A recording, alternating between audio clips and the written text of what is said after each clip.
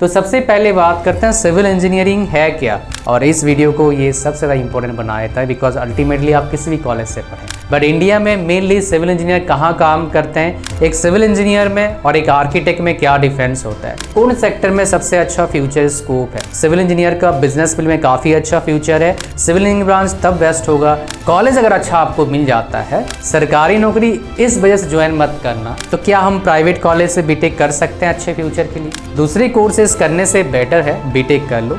Normal college नहीं मिल रहा है चलेगा, कोई दिक्कत है भी नहीं है, मतलब नहीं जाना ही नहीं ऐसी कंपनी में, कोई ऐसा कोई भी रूल नहीं है। सिविल इंजीनियरिंग के बारे में अगर पूरा जानकारी आपको चाहिए लास्ट तक वीडियो को देखना, किसी और वीडियो देखने का जरूरत नहीं पड़ेगा।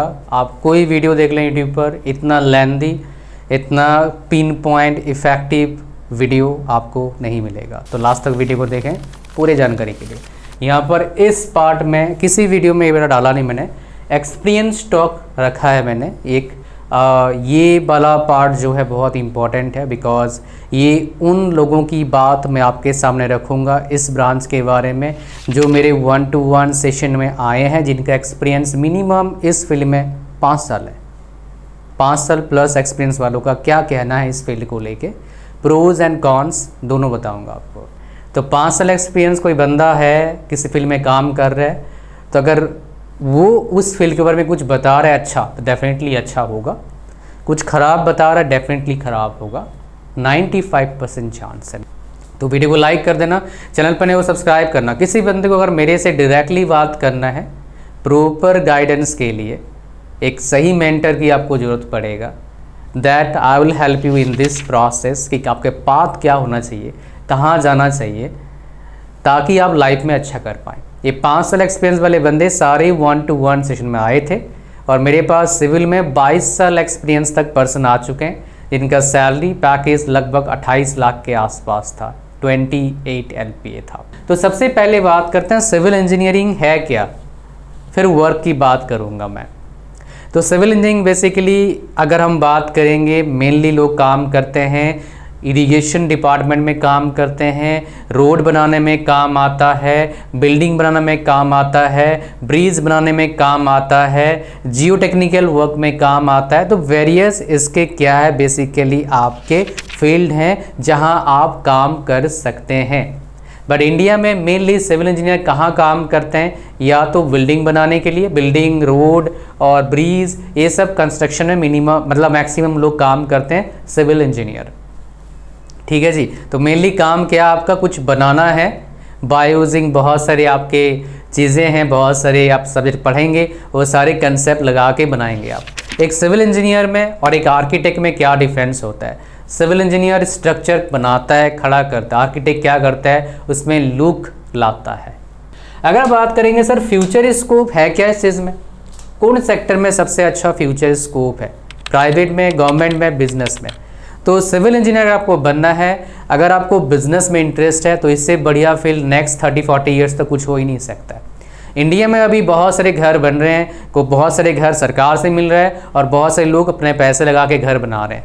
हर सिटीज़ में बहुत ही अच्छी लेवल का कंस्ट्रक्शन हो रहा है। अभी आप कहीं भी रहते हैं, गाँव में भी काफ़ी अच्छे लेवल का कंस्ट्रक्शन हो चुका है, कुछ गांव में जो बचा कुचा गांव में वहाँ चल रहा है। तो पिछले 30 मतलब पिछले नहीं नेक्स्ट 30-40 ईयर्स तक सिविल इंजीनियर का बिजनेस फील्ड में काफ़ी अच्छा फ्यूचर है। सरकारी जॉब में कैसे कहाँ पर कितना वैकेंसी मिलता है आपको बताऊंगा, बट ऐसे बोलोगे फ्यूचर स्कोप काफ़ी अच्छा होने वाला है। प्राइवेट जॉब में डेफिनेटली एक्सपीरियंस स्टॉक में आपके साथ अभी शेयर करने वाला हूँ मैं। नेक्स्ट हम बेस्ट ब्रांच कब है civil engineer, when civil engineering is best branch कब है भाई साहब, this is really important. Video को लाइक कर देना यार, इतने ज़्यादा इफेक्टिव तरीके से आपको वीडियो दे रहा हूँ, कोई भी वीडियो आपको नेट पर ऐसे वीडियो नहीं मिलेगा। हाँ लोग वीडियोस बनाते हैं बट ये एक्सपीरियंस बेस्ड वीडियोस बहुत ही रेयर है आपको मिलेगा, आप चाहे किसी का वीडियो देख लो। तो बेस्ट ब्रांच तब है सिविल इंजीनियर मेरे भाई, सिविल इंजीनियरिंग ब्रांच तब बेस्ट होगा जब आप सरकारी जॉब में जाएंगे या फिर बिजनेस करेंगे। प्राइवेट जॉब के लिए ये बेस्ट ब्रांच नहीं है, बिजनेस के लिए बेस्ट ब्रांच हो सकता है, as well as government job के लिए। कुछ गवर्नमेंट जॉब्स में सिविल इंजीनियरिंग के बहुत ज़्यादा वैकेंसी निकलते हैं। जानना चाहोगे कौन कौन से गवर्नमेंट जॉब, मुझे पता है, आपको बताऊंगा यार, उधर ओपन करके रखा हुआ है ताकि टाइम ख़राब ना हो। एडमिशन प्रोसेस क्या है, देखो +2 के बाद डायरेक्ट एडमिशन भी हो जाता है, 50% है +2 में तब भी एडमिशन हो जाएगा। आप जी मेन से एडमिशन लोगे तब भी हो जाएगा, आप स्टेट गवर्नमेंट के जो होता है एंट्रेंस एग्जाम उससे लोगे तब भी एडमिशन हो जाएगा। कोशिश करें अच्छे कॉलेज में जाने के लिए। मेरे पास कई सारे सिविल इंजीनियरिंग बच्चे मेरे 1-to-1 सेशन में आए हैं जो IIT से NIT से पढ़ाई कर रहे हैं या पढ़ चुके हैं या फाइनल ईयर में। तो उनका क्या कहना है सिविल के बारे में? तो जितने भी टॉप कॉलेज में सिविल इंजीनियरिंग के बच्चे पढ़ते हैं, अगर उनको इंटरेस्ट नहीं है बिजनेस में या फिर गवर्नमेंट जॉब में, ये सारे के सारे IT जॉब में या फिर कंसल्टिंग में या फिर नॉन सिविल इंजीनियरिंग जॉब्स में जाते हैं, सारे सारे मतलब क्या है 60% 50% के आसपास। तभी आप बहुत सारे IITs में, बहुत सारे NITs में क्या देखते हैं, उनका जो प्लेसमेंट है बहुत हाई पैकेज का दिखता है, बिकॉज वो दूसरे डोमेन में जा रहे हैं जहाँ पर ज़्यादा पैसा है और उनको नॉलेज तो भाई वो ले लेते हैं। IIT है नहीं यार। अच्छा, और एक चीज़ आपको बात याद आ गया भाई, देखो कुछ भी करो, सरकारी नौकरी इस वजह से ज्वाइन मत करना क्यों कि मेरे को ऊपरी इनकम आएगा और बहुत पैसे कमाऊंगा ब्राइब लेके, इसलिए ज्वाइन मत करना सरकारी नौकरी। पैसे कमाने के बहुत जरिए, ज़्यादा पैसे कमाने से बिजनेस करो, इससे सरकार की फ़ायदा है, आपका ही फ़ायदा है, लोगों को ही फ़ायदा है, लोगों को जॉब मिलेगा। अच्छा, बेस्ट कॉलेज क्या है सर? कौन से कॉलेज बेस्ट है? डेफिनेटली IIT बेस्ट है, NIT बेस्ट है, उनमें ही होता है।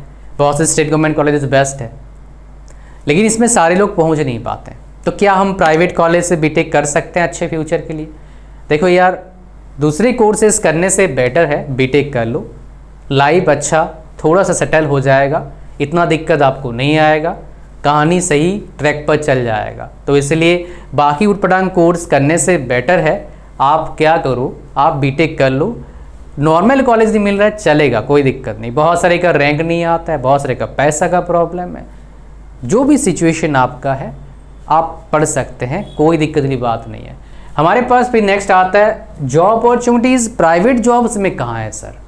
बहुत सारी कंपनीज हैं इंडिया में जहाँ पर जॉब्स ओपन होता है, बट प्रॉब्लम क्या है, जो अच्छे कंपनीज हैं वहाँ पर डायरेक्ट नौकरी मिलता नहीं है। अच्छा, और एक बात, हमारा टेलीग्राम चैनल है, उसमें सारे वीडियोस के नोटिफिकेशन, गवर्नमेंट जॉब्स के अपडेट्स, बहुत सारे ऑफर्स आपको मिलते हैं फ्री में, उसको ज्वाइन कर लीजिएगा, लिंक उसका डिस्क्रिप्शन में। तो यहाँ पर जॉब अपॉर्चुनिटीज़ है सारे कंपनीज़ में। क्या बोला मैंने आपको, ऐसे डायरेक्टली जॉब मिलता नहीं है, तो अच्छे कॉलेज होगा कैंपस प्लेसमेंट हो जाता है। तो कैंपस प्लेसमेंट जो होता है बेस्ट जरिया है अच्छे प्राइवेट कंपनी में जॉब लेने का। बहुत सारे कॉलेजेस में PSUs आती है, PSUs जैसे state bank of India PSU है, वैसे सरकारी कंपनीज़ हैं। सो ऐसे कंपनीज़ जो आते हैं बहुत सारे सिविल वाले को क्या करते हैं डायरेक्ट ले जाते हैं, बहुत सारे कॉलेज में आते हैं PSUs में।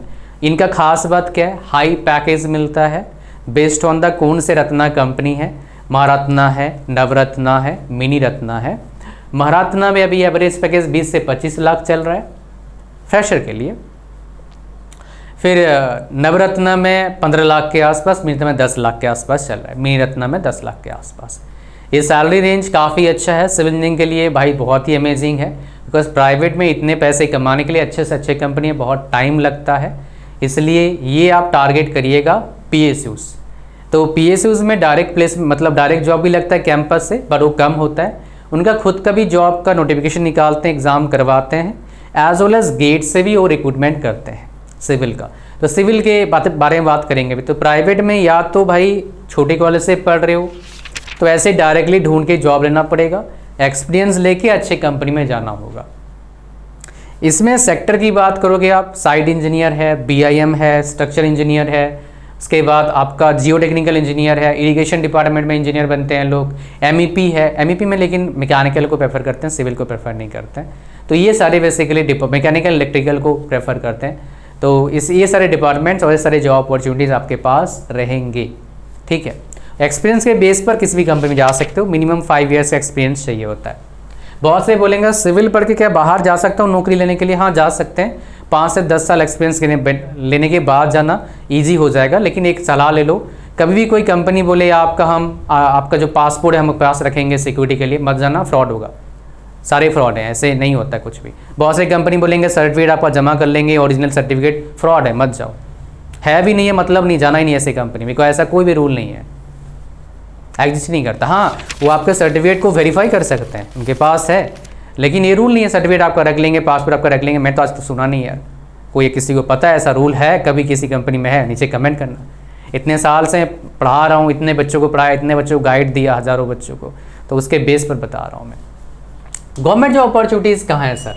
तो देखो गवर्नमेंट जॉब अपॉर्चुनिटीज़ में बहुत अच्छे मैं आपको बताऊँ तो खास करके एसएससी जेई में और आरआरबी जेई में 40-50% वैकेंसीज इन्हीं का रहता है। यूपीएससी में वैकेंसी अच्छा खासा रहता है बाकी ब्रांचेस के कंपेरिजन में। मैं आपको दिखाता हूँ, ये जो आपका यूपीएससी का वैकेंसीज आया था, यूपीएससी ईएससी 401 टोटल वैकेंसी, उसमें से 178 वैकेंसी किसका है? आपका सिविल का। नेक्स्ट मैकेनिकल का सबसे कम है, इलेक्ट्रिकल का है, इसी का 113 है। ये इन जनरल मैंने आज तक इतना वैकेंसी इसी का भी देखा नहीं है, बट सिविल का हमेशा लगभग 40-50% वैकेंसीज रहता है। और यहाँ पर सिर्फ 4 ही ब्रांचेस एलिजिबल हैं, ऐसा मत सोचना। कोई बच्चा बीटेक किया है, सारे बच्चे एलिजिबल हैं। आप किसी भी ब्रांच से क्या कर सकते हैं, पेपर दे सकते हैं किसी भी ट्रेड में, बस इन्हीं को सिलेक्ट करना है। आपको सिविल में देना है, मैकेनिकल में देना है, इलेक्ट्रिकल में देना है, या फिर इलेक्ट्रॉनिक्स एंड टेलीकम्युनिकेशन में देना है। जो ही बच्चे अभी बीटेक करने जा रहे हैं, चाहे सरकारी में करो, मतलब सरकारी कॉलेज से पढ़ो, प्राइवेट कॉलेज से पढ़ो, अगर सुकून का ज़िंदगी जीना है और जॉब ही करना है आपको अगर, तो गवर्नमेंट जॉब का ट्राई ज़रूर करिएगा। तो बाद में 5 साल 10 साल बाद आप रिग्रेट करेंगे। ये पहला एक्सपीरियंस टॉक आपको बता रहा हूँ। जितने बच्चे मेरे पास आए हैं, बच्चे नहीं प्रोफेशनल जो सिविल इंजीनियरिंग से बिलोंग करते हैं, जिनके पास मोर देन 5 ईयर्स एक्सपीरियंस है, उनका सबका ही कहना है सर कहीं ना कहीं हम रिग्रेट कर रहे हैं, हमको प्रिपरेशन करना चाहिए था गवर्नमेंट जॉब का। So it is really important for you guys to understand this. फिर हमारे पास क्या आता है, जो नेक्स्ट हमारे पास मैं आपको दिखाता हूँ जो वैकेंसीज है आपका एसएससी जेई का। मैं आपको वैकेंसी दिखा रहा हूँ। ये एसएससी का वैकेंसी कब आया था? 2023 का वैकेंसी है। टोटल वैकेंसीज कितना है? 1312 है। बस आप सारे बच्चों को एक टास्क देता हूँ, सिविल का कितना वैकेंसी है अपन क्या करेंगे, ऐड करेंगे। बीआरओ में वहाँ 413 ऐड करना, मुझे नीचे कमेंट करना कितना सिविल का वैकेंसीज है 1300 में से। फिर हमारे पास क्या आता है, 431 है, 13 बोल रहे 31 है। उसके बाद 421 है, सिविल में ही है, CPWD, इसमें मेरे नॉन काम करते हैं। तो 400 कितना हो गया, 852 हो गया। फिर सिविल में 188, 952, 1000 प्लस वैकेंसी हो गया आपका। फिर यहाँ पर वो आएगा अभी बाद में, ठीक है। सो 1000 प्लस ये लगभग 1100 वैकेंसीज आपका जो है सिविल का है, आउट ऑफ कितना 1324 वैकेंसीज। समझ में आ रहा है कुछ? किसी वीडियो में ऐसी बातें कोई बता रखा है? सबका वीडियो देख लो, सिविल का नहीं आएगा ऐसी बातें। ये वही बताएगा जो सिविल के बारे में पता है या फिर काफ़ी साल से इस फील्ड में काम कर रहा है। वीडियो ना तो कोई बना दे यार, उसमें क्या आप भी बना दोगे। और आपको बताऊं आरआरबी जेई का, आरआरबी जेई में वैकेंसीज जो होते हैं जोन वाइज आता है। हर जोन को आप मतलब एक ही जोन को आप फॉर्म भर सकते हैं। Zone selection plays very important role किसी भी आरआरबी के एग्ज़ाम में। उसमें सिविल का जो फ़ायदा रहता है आपको बता दूं, सिविल के जितने इसमें वैकेंसीज 1000 नहीं आता है, 8000 10,000 ऐसे आते हैं वैकेंसीज। तो सिविल के मान लो 1000 वैकेंसी, मतलब टोटल वैकेंसीज 1000 है मान लो, तो सिविल के 400 वैकेंसीज आपको मिलेंगे, बाकी ब्रांचेस के 600, लाइक इलेक्ट्रिकल, मैकेनिकल, फिर नेक्स्ट वैकेंसी रहता है। सीएससी और इसी का कम वैकेंसीज रहते हैं। तो देखोगे यहाँ पर ये सारे डिपार्टमेंट में देखो सिविल कहाँ पर, जहाँ पर सिविल है ना वहाँ पर एक्चुअली मैकेनिकल इलेक्ट्रिकल में क्या है, या तो मैकेनिकल में जॉब करेगा या इलेक्ट्रिकल जॉब कर लेगा, दोनों एलिजिबल हैं। कुछ काफ़ी जगह पर सिविल में खाली सिविल ही एलिजिबल है, कोई और एलिजिबल नहीं है अलोन। ये एडवांटेज है सिविल का। सर क्या सिविल इंजीनियरिंग डिफ़िकल्ट होता है क्या या आसान होता है? वेल मैं अपने एक्सपीरियंस की बात कर रहा हूँ। जितने ही ब्रांचेज हैं सबसे ज़्यादा आसान ब्रांच होता है among all the top branches, CSC, EC, electrical, mechanical, civil, triple E, ये सारे ब्रांचेस बहुत कॉमन है among all the people। सो सबसे आसान रहता है CSC 5% के आसपास। इलेक्ट्रिकल, मैकेनिकल, सिविल लगभग सेम है। EC कुछ बच्चों को थोड़ा सा 2-4%, 5% डिफिकल्ट लगता है। ये बेसिकली आपका इसका सिनारियो है। एक वीडियो बना के दूंगा उसके बारे में। सर सिलेबस क्या रहता है इसका बताओ, सिलेबस दिखाते हैं आपको। तो यहाँ पर हम चलते हैं सेमेस्टर वाइज सिलेबस देखेंगे। तो ये आपके पास पहला सेमेस्टर का सिलेबस है, ये आपके सामने है। ये नया सिलेबस में से एक नया सब्जेक्ट देख रहा हूँ जो हमारे टाइम में नहीं था।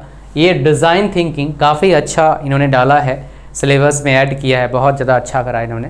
तो ये आपका नया सब्जेक्ट इन्होंने ऐड किया है।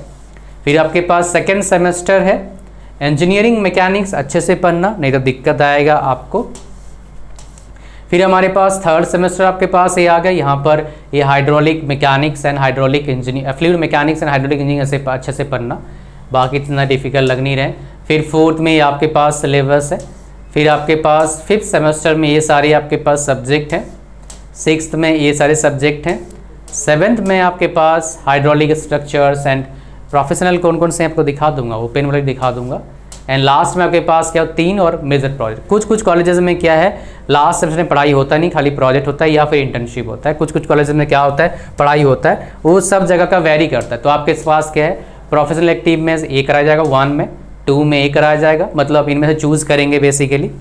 3 में ये, 4th में ये, इसके बाद 5th में ये है, 6th में ये है, 7th में ये है, 8th में ये है, 3 ही है, 3 ही कराया जाएगा शायद वहाँ पर। ओपन इलेक्टिव में 2 और फिर आपके पास ये बेसिक साइंस कोर्स आ गया। तो बेसिकली आपके पास क्या कोर्स है। मैं आपको एक सब्जेक्ट दिखा देता हूँ, सब्जेक्ट का जो सिलेबस रहता है कैसा रहता है वो देख लेते हैं आपके पास। जैसे एक प्रोफेशनल इलेक्टिव कोर्स है रॉक इंजीनियरिंग, इसमें देखिए कितने यूनिट होते हैं, कितने पार्ट होते हैं। एक पार्ट 1 2 3 4 5 6 पार्ट है इसमें। कुछ जगह पर यूनिट वाइज भी दिया रहेगा, मतलब कुछ कॉलेजेस में कुछ सब्जेक्ट में भी रहता है, थोड़ा सा डिफरेंस आया था। तो इसमें आप घबराना नहीं, आराम से होता है यार। इतने सारे बच्चे कर लिए तो आप भी कर लोगे, इतने कोई बड़ी बात नहीं है इन चीज़ों में, ठीक है। तो मैं क्या बात कर आपको सिलेबस बता दिया। अब बात करते हैं सर प्लेसमेंट ऑफ कैंपस कितना डिफ़िकल्ट है। एज ए फ्रेशर अच्छे सैलरी मिलता नहीं है, 15,000 20,000 मिलता है, 22,000, ठीक है। तो ऑन कैंपस का प्लेसमेंट दिखाऊंगा आपको, Tier 1 Tier 2 Tier 3 कॉलेजेस में क्या रहता है। 2024-25 का प्लेसमेंट NIT धनबाद में चलते हैं, प्लेसमेंट का क्या हिसाब किताब रहा है इसका। ये Tier 1.5 कॉलेज में आता है। ये थोड़ा सा आपको देखना यहाँ पर, ये कब तक का है 6/4 तक का है, मतलब अप्रैल तक का। 41% प्लेसमेंट गया था 2025 में इनका प्लेसमेंट। फिर हमारे पास NIT वारंगल आते हैं। NIT वारंगल में ये आपके पास एक्चुअली यहाँ पर मेरे को सर्च का ऑप्शन तो आता नहीं इसमें, तो मेरे को ढूंढना पड़ेगा थोड़ा सा आपके लिए। तो यहाँ पर देखेंगे टोटल परसेंटेज ऑफ प्लेसमेंट जो है वो कितना है 73.42% है। और एवरेज पैकेज कितना है 9.14 लैक्स है एवरेज पैकेज NIT वारंगल में, ठीक है। आगे बढ़ते हैं सिविल में, और कोई मेरे को दिख जाए मैं आपको दिखाऊंगा। ये आ गया हमारे पास, डन में चलते हैं। मैं आपको IIT गुवाहाटी ले चलता हूँ 2024 का डेटा में। सिविल में एवरेज पैकेज कितना गया था 19 लाख, ये उसी की बात करा था। बहुत सारे IITs के बच्चे डिफरेंट दूसरे फील्ड में जाते हैं। कोर सिविल के इंडस्ट्री में बहुत हाई पैकेज मिलता नहीं है, 10-12 लाख तक का पैकेज लगता है। तब क्या होता है, बहुत से IITian जो सिविल में पढ़ रहे हैं सोचते हैं, वो काफ़ी मेरे पास आए हैं IITian जो 4th ईयर वाले हैं, तो बोलते हैं सर IIT में पढ़ रहे हैं 10 लाख का पैकेज देख के हंसी से हाथ लगता है। बिकॉज उधर पैकेज देखोगे एवरेज पैकेज कितने है, 40 लाख एवरेज पैकेज है, 27 लाख है, 25 लाख है, 34 लाख है, तो 10 लाख पैकेज लगेगा, हंसी लगेगा ना। तो यहाँ पर और एक प्रॉब्लम आता है, कुछ बच्चों को ये प्रॉब्लम आया है। कॉलेजेस में क्या होता है, एक प्लेसमेंट होने के बाद फिर दूसरे कंपनीज में बैठने देते नहीं है कुछ कॉलेजेस में क्या होता है आपका उससे ज़्यादा पैकेज में बैठने देंगे, उससे कम वाले में बैठने देंगे नहीं, ऐसा रहता है। बेसिकली सबका अलग रूल है, तो आप जिस कॉलेज में जाएंगे उसका रूल पता करके थोड़ा सा इस पर काम करना, नहीं तो आपको दिक्कत आएगा। मैं आपको और एक कॉलेज दिखा देता हूँ प्लेसमेंट, तो आप बोलेंगे सर कोई स्टेट गवर्नमेंट कॉलेज दिखाओ सर। ये VJTI स्टेट गवर्नमेंट कॉलेज है, बट NIT के कम नहीं है भाई। इसमें सिविल है क्या, हाँ सिविल है। 7 लाख का एवरेज पैकेज गया है, हाईएस्ट पैकेज 14 लाख है। परसेंटेज ऑफ प्लेसमेंट कितना है 46% है। तो ये बेसिकली डेटा मैं आपको दिखा रहा हूँ, जो ये रियल डेटा है, ऐसा नहीं कि भाई अपने मन से डेटा बना दिया। ये सारे कॉलेजेस ने अपना शेयर किया डेटा और उसी का ही डेटा है। तो सिविल इंजीनियरिंग का देखेंगे यहाँ पर कितना परसेंट प्लेसमेंट है, 63.79% NIT कुरुक्षेत्र, और एवरेज पैकेज कितना है, 7.88 लैक्स है, जो मैंने आपको बताया था। इतना काफ़ी है ना, ठीक है। रुक जाओ, इसको ठीक करता हूँ, फिर आपसे बात करता हूँ मैं।